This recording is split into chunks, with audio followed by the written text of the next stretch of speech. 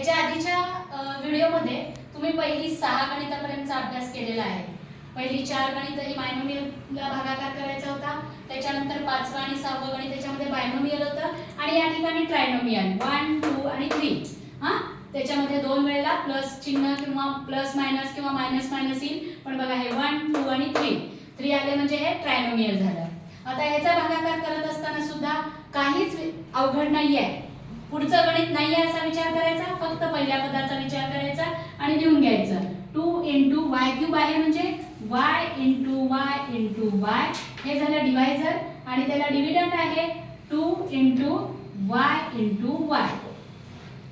पुन्हा या ठिकाणी नंबरचा दोन्हीकडे प्लस चिन्ह आहे, पूर्ण गणितामध्ये सगळीकडे प्लस चिन्हच आहे, त्यामुळे तुमच्या उत्तराला प्रत्येक वेळेस प्लसच साइन येणार आहे, त्यामुळे इथे उत्तराला प्लसच साइन येईल।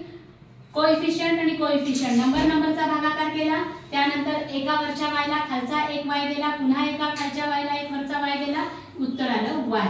आता हे असंच उत्तर या ठिकाणी लिहून घ्यायचं, त्याच्यानंतर तुमचा आलेला क्वेश्चन उत्तर त्याला तुमच्या डिव्हिडंडनी मल्टिप्लाय करायचं +y * 2y²। ते तुम्ही असं व्हर्टिकली पण लिहू शकता आणि हॉरिझॉन्टली उभ्या पद्धतीने पण लिहू शकता आणि हॉरिझॉन्टल म्हणजे आडव्या पद्धतीने सुद्धा लिहू शकता।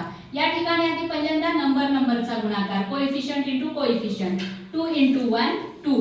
आता व्हेरिएबल सारखाच आहे तो एकदाच लिहून घ्या, करा त्यांच्या घातांकांची बेरीज, तुमचं उत्तर तयार। मग या ठिकाणी तुम्ही लिहिणार 2y³ हे 2y³ च्याच खाली येणार, भागाकार आहे म्हणून इथं मायनस चिन्ह, ह्याला प्लस चिन्ह आलेला आहे ते बदलून मायनस होईल आणि आता पूर्ण रेष मारायची +2y³ आणि -2y³ हे कट होतील, या ठिकाणी राहिलं 0।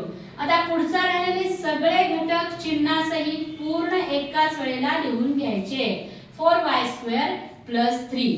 पुन्हा यातला ही जी संख्या आहे म्हणजे ही डिवायझर आहे ती पुन्हा आतापर्यंत आपण जसं लिहित आलो तसं गुणाकाराच्या स्वरूपामध्ये 4 * y * y आणि अपॉन 2 * y * y। दोन्हीला प्लस साइन आहे, तुमच्या उत्तराला प्लस साइन येईल। कोएफिशियंट भागिले कोएफिशियंट, संख्या भागिले संख्या, बे एके बे, बे दोन्ही 4, 2 * 1 2, 2 * 2 4। वरच्या एका y ला खालचा एक y कट, वरच्या एका व्हेरिएबलला खालचा एक व्हेरिएबल कट, म्हणजे आता वरती फक्त 2 आणि खाली 1 शिल्लक राहिलेला आहे, म्हणजे तुमचा आन्सर क्वेश्चन आला +2। लिहा इथं +2 आणि पुन्हा या +2 ला तुमच्या डिव्हिडंडनी मल्टिप्लाय करा +2 * 2y²। पुन्हा हे प्लस आणि हे पण प्लस म्हणजे उत्तराला चिन्ह प्लस, 2 * 2 4 आणि इकडे एकटाच y² आहे, ह्याच्या जवळ y नाहीच आहे, त्यामुळे इथं y² येईल। आता या ठिकाणी 4y² हे तुमचं आलेलं उत्तर, ह्याच्या खाली लिहा 4y², इथं मायनस चिन्ह, हे चिन्ह बदलून मायनस करा। आता बघा इथे एक गोष्ट तुमच्या लक्षात येते काय, सेकंड टर्मचं चिन्ह बदलायचं असतं आणि नेहमी भागाकारामध्ये आपण दुसरी संख्या वरच्या संख्येतून वजा करतो, वरच्या टर्म मधून खालची टर्म वजा करतो, म्हणून मी हे मायनस चिन्ह देतेय आणि त्याच्यानंतर हे चिन्ह बदलायचं असतं। जर तुम्ही बदललं नसतं तर +4y² आणि +4y² म्हणजे इथे तुमचं 8y² आलं असतं आणि मग तुमचं उत्तर चुकणार, म्हणून या ठिकाणी हे मायनस चिन्ह द्या आणि ह्याचं जे चिन्ह आहे ते चिन्ह बदला। मग ते प्लस असेल तर मायनस करा, मायनस असेल तर प्लस करा आणि मग त्याची बेरीज वजाबाकी जे काही आहे ती करा, त्यावेळेला तुमचं उत्तर बरोबर येईल। आता हे +4y² हे -4y² कट होतील आणि या ठिकाणी राहिलं +3। आता या ठिकाणी 3 राहिले शिल्लक, हे रिमाइंडर 3 राहिले आणि इथं 2y² आहे, मग या ठिकाणी फक्त हा नंबर आहे आणि इथं कोएफिशियंट आणि व्हेरिएबल दोन्ही आहे। आता या ठिकाणी व्हेरिएबल राहिलाच नाहीये, त्यामुळे ह्याच्या पुढे भागाकार करता येणार नाही। या ठिकाणी जर व्हेरिएबल असता, जोपर्यंत व्हेरिएबल आहे आणि तोही वरच्या व्हेरिएबलच्या घातांकापेक्षा खालच्या व्हेरिएबलचा घातांक लहान असेल तोपर्यंतच भागाकार करता येतो। ज्या वेळेला इथं व्हेरिएबल आहे आणि इथं नाही, त्यावेळेला या ठिकाणी आपला भागाकार संपला। नवीन गणिताकडे वळूया आपण। 8वं गणित आहे पहिल्या प्रश्नामधलं 10.1 मधलं 21x⁴ - 14x² + 7x divided by 7x cube. पुन्हा हा यातला फक्त पहिला divisor 21x raise to power 4. हा 21 into x into x into x into x divided by 7x cube. हा 7 into x into x into x. या गणितामध्ये प्लस मायनस वेगवेगळे चिन्ह दिसतात, त्यामुळे ती चिन्ह लिहित चला म्हणजे उत्तर चुकणार नाही. इथे या दोन्हीला ह्याला पण 21 ला पण प्लस आहे आणि इथे पण प्लस आहे, त्यामुळे उत्तराला चिन्ह प्लस येईल. नंबरचा भागाकार coefficient divided by coefficient. 7 1 are 7, 7 3 are 21. 7 1 7, 7 3 23. वरच्या एका x ला खालचा एक x कट झाला, वरच्या एका x ला खालचा एक x कट झाला, पुन्हा वरच्या एका x ला खालचा एक x कट झाला, म्हणजे वरती नंबर 3 आणि कोएफिशिएंट मध्ये राहिला 3 आणि व्हेरिएबल फक्त x राहिला. आलेलं उत्तर या ठिकाणी क्वेश्चनच्या जागी लिहून घ्या 3x. आता या 3x ला पुन्हा लगेच तुमचं जे डिव्हिडंड आहे 7x क्यूब ह्याच्यानी या ठिकाणी मल्टिप्लाय करा.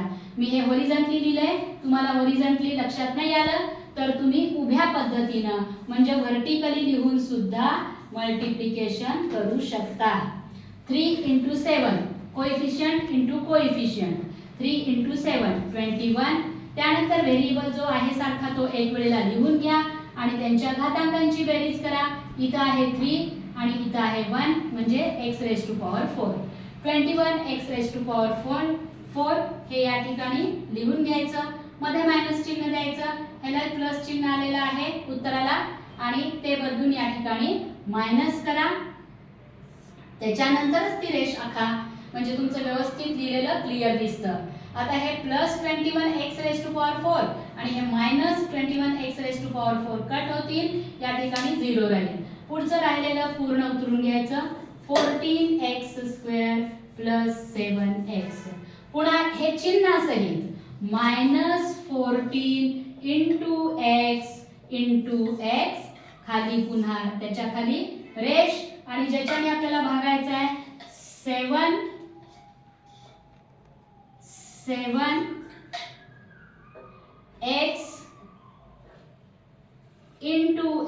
Into x. आता बघा वरती x आहे जास्त आणि खाली x आहे वरती x आहेत कमी आणि खाली x आहेत जास्त, मग त्यामुळे हा भागाकार आपल्याला पुढे करता येणार नाही. हा भागाकार आपल्याला इथंच थांबावा लागेल. मग ह्याचं उत्तर कसं येणार? ह्याचं उत्तर येईल 21x raise to power 4 minus 14x square plus 7x आणि ह्याला डिवायडेड बाय 7x क्यूब असेल तर त्याचा तुमचा क्वेश्चन येतोय 3x. हे 3x हा क्वेश्चन आहे आणि रिमाइंडर येणार आहे त्याचा. रिमाइंडर जर विचारला तर -14x स्क्वेअर प्लस 7x. अशा पद्धतीनं आपण पहिली 8 गणितं सोडवली आहेत. तुम्हाला जर हे सोडवायला सोपं वाटत असेल तर आमच्या चॅनलला सबस्क्राइब करा, कमेंट्स करा, शेअर करा. थँक्यू.